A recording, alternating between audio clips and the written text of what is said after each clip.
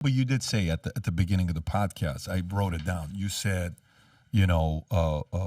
approach versus policies. You liked some of his policies. Right. Some of his policies. It's his approach you don't like. It's because of his approach that you're not going to vote for him. That's a big part of it. There are I prefer the liberal policies over the. Which kind of divisiveness do you like less? Public or private divisiveness? Define each. I tell you to your face, I don't like you.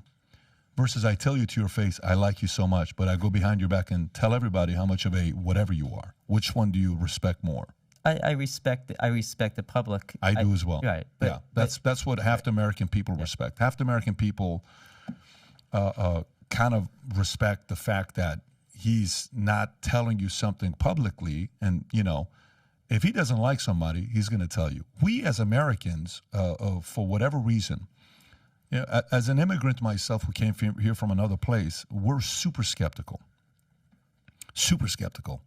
And for me, I think Jay-Z said best in one of his songs, says, don't tell me what somebody said about me. Tell me why that person was so comfortable to tell you what they said about me. Right? Okay. I respect the guy. They used to say 10, 15 years ago, they said, no one from New York. America's not ready for a president from New York. And this wasn't even with Trump. This was pre-Trump. Somebody from New York was running. I don't know if it was Christie that ran before Trump. There was somebody from New York running and saying, America's not ready for a New York president because the way people are in New York is just too much. You're from Jersey, so you kind of know the style of New York. I mean, Giuliani, I guess. You know what? It could have been Giuliani. It could have been Giuliani, yeah. And then, but today, I think Americans with social media are kind of like, you know what, man, I must much rather prefer a straight up guy that's going to tell me how he feels than the fake stuff, because what social media did is, just 20 years ago, 30 years ago, a lot of this stuff would have gotten away, and people like us, we couldn't have created content to just talk to regular people about our concerns. We just had to listen to those 5, 6 different channels, right? Mm-hmm. Social media actually got some of the American people to say, I prefer a guy that's going to be straight up with me than the guy that's being deceiving me or divisive. So, yeah, I mean, I can understand your point about being divisive, but man, we gotta. Yeah, no, I agree. Like I will say I respect him speaking his mind, right?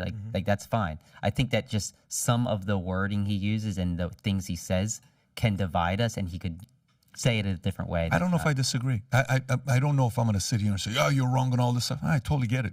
That's his wiring. You know how when Republicans say stuff like, if he would only stop them. Who are you to tell him he's going to change at 74 or now 70? What is he, 77 or 70? 76. How old is he right now? I don't know how old he is. 77. You think he's going to change now? No, you ain't changing this guy. So either you have to take him for who he is, or you ain't changing no 77-year-old guy, right? So I get what you're saying, that maybe some of his words he says could, divide into all this stuff. Let's transition to a different thing. Can I bring up one little thing that you just said? And I think it's very important because, we are 5 dudes sitting around having a podcast. Men are way more comfortable hearing the straight up facts. Here's the fucking deal. Vinny, you look like shit today. Thanks, Adam. All right, you're good. I appreciate it. If you tell a girl that, she will lose her mind. Of course, the truth hurts. Okay? The truth hurts. And that's why, they say facts don't care about your feelings. Men are a lot more comfortable hearing, the tough news, the tough pill to swallow. Like, how'd you position the question? Would you rather hear the tough news behind your back or in front of your face? How'd you word it, Pat? Okay, so men are comfortable with that. That's why by an overwhelming margin, men vote for Trump, right? Whereas most women cannot take the cold, hard truth, right? And they will, not want to hear the bad news. The whole thing with Trump was, the economy's going to shit, inflation's falling apart, gas prices, Afghanistan, everything you want to put, Ukraine, everything. Order. But no more mean tweets. Yeah. So the rhetoric is really the biggest problem, especially for women. I don't know if that's the majority of the reason why women don't vote for him.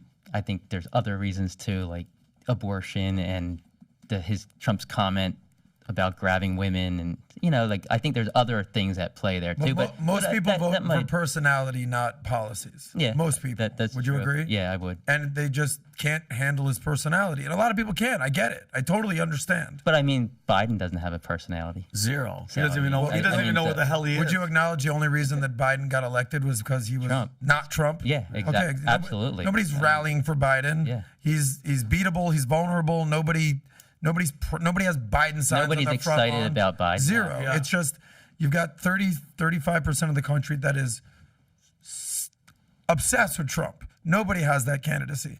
Nobody has that. And you have 50% of the country that's like, yeah, I hate that guy. Yep. And it's a law of large numbers. Like, so Trump brings people to the polls. That's why we Correct. saw two record-breaking candidates. It's Yeah. all because of Trump.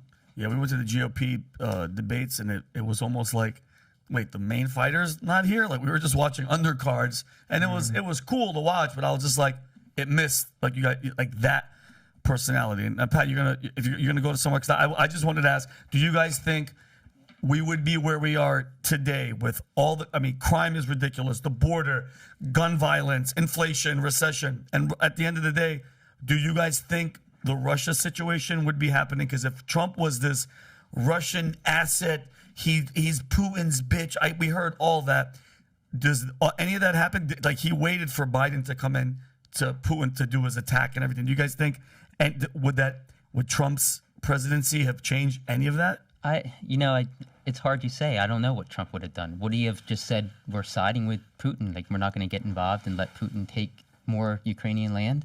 I mean, he didn't really do much on Crimea, right? So I don't know. It could have gone many different ways. Well, yeah, It's really hard to like predict. maybe there would be other concessions, and maybe Putin wouldn't have invaded. Yeah, it's hard to say. It's hard, but it's weird though that nothing happened. We didn't hear nothing about. I mean, we heard Russia obviously, but nothing happened while he was in. And then once Biden was in, it was like, hey, it's attack time. You know what I mean? Yeah, but I mean, one could also argue that Trump was kind of siding with Putin on a lot of issues. So why would Putin do it then? Why not wait until another president came along? Like, if Putin went into Ukraine, we don't know how Trump would have reacted, and I don't think Putin would either, right? Like, Probably. I don't think it was. I think Trump had that indecisive. I don't want to say indecisiveness, like but volatility. yeah, I think that scared a lot of people, a lot of other leaders. Of course. So what about everything else? So what about the border and inflation? And we're a completely different country that we were. So the It's border. nuts. So Yeah. the border. I think a lot of Trump. Again, it goes back to Trump's volatility and Trump's policies of kind of, we had the separation of children from parents. We had Trump basically threatening them with words. I think that scared immigrants away. I think, and now we have a huge Good. influx of Don't people. come. Yeah, so we Traffic. have. Come legally. Come good. Well, so what I'm saying is, We don't have room for you. I think he scared them by Go to your some of his sanctuary policies. cities. The Remain in Mexico policy. I think that kept people down there. Women were raped because of it, but it scared them. They're like, we're not going to attempt to bring our kids here. We might get separated from them. We might get smuggled by other individuals in Mexico. Good. Don't come to the country illegally. I'm with Adam in the sense that my family came here legally. Pat's family came here legally. I understand we are a nation of open arms and everything, but there's a right way and there's a wrong way. Just literally saying, just come, everybody, come on in. We don't. Yeah, we don't care. but it's not like that right now. So the border is as secure as it was in Trump. Under Trump, except for the fact that they don't have the Remain in Mexico policy. Can you name one policy that's different, or one initiative that's going on? Well, all I there know that's is I've been seeing all the hearings of Mayorkas and all the charts and all the stats is that it's at record numbers right now, and the people coming and dropping off kids, like the grown men that are bringing children to the border, they're doing DNA tests. There's zero relation to these children that they're coming, and it's in the 30,000, 40,000 children that, and Trump was at least trying. Everything was against him. Everybody was like, no, the hell with you. Leave it open, leave it open, leave it open. I just saw another video. I don't know if it was in Arizona, Pat, or Texas. They've not only opened the border wall, they've, welders have gone there and they've opened it to where it's not even going to close. Yeah, but It's at literally the same wide time, they're open. still building portions of the wall.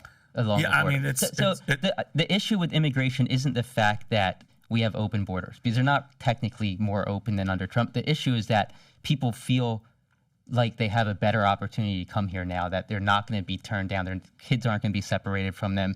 They're not going to have to remain in Mexico and worry about what could happen down there. So I think that's a huge difference. And that's why we're seeing what we're seeing right now. Well, and like you said, you're an immigrant, and you're like, my family No, came well, here. they're immigrants. Well, I'm your a family. first, Yeah.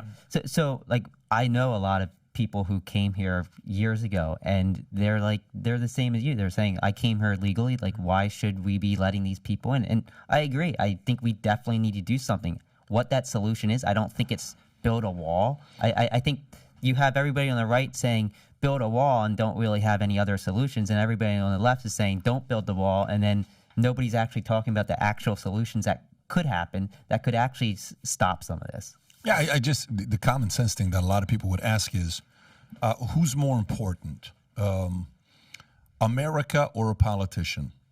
America. Okay.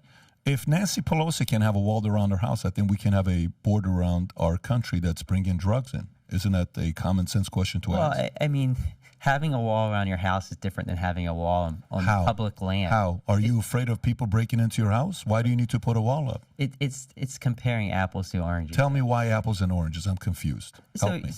It's a private versus public. First of all, how can you build a wall? America is a private country. There you have to come here legally. Yeah, it's a private country. It's a private property to United States of America. But most of not most, but a good portion of the people that actually come here are just overstaying visas. That's not how you don't sit there and you judge it and say good portion. Where is fentanyl coming from? Yeah, but the wall's not going Canada. to stop fentanyl. The No, vast but- majority of fentanyl is coming through. Right, people are driving it through. You don't build things. A wall around your house doesn't necessarily protect a robber from coming into your house. I can come with a drone and see what you're doing. There's plenty of ways of doing it.